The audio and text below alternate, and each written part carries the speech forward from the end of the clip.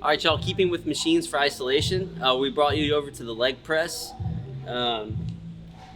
It's like all leg isolation, so we can't really highlight anything for you today, but basically everything from the hips down gets worked on the leg press, so it's an awesome machine. That being said, athlete of choice, Geraldine is hopping in.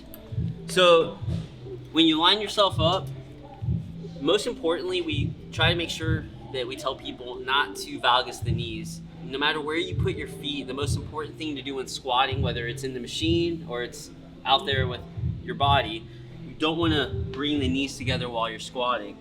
You always want to keep them wide. So as you see Geraldine gets in, we'll go ahead and do the right way. All right, let's drive and push. So the different feet positions that you've got, she's got a very traditional squat stance here.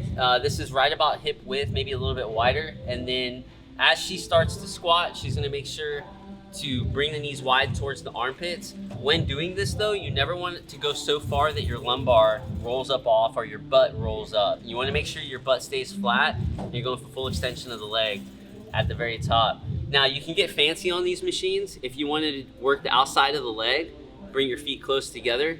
Once again, keeping your feet lined up, making sure everything stays parallel. And even though we've got our feet close together, as we bend the knees, we track them wide, aiming for the armpits or the outsides of the rib cage.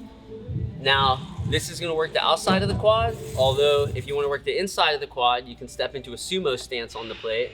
It's a slight V out of the toe, and then making sure the knee tracks in line with the toe. You don't want the knees to bend together in the middle. And notice that she's got a nice wide stance, aiming for the armpits once again. These are all different ways that you can use the leg press to isolate different segments of the quad. You'll also get a lot of glute, you get a lot of hamstring, and you get a lot of calf.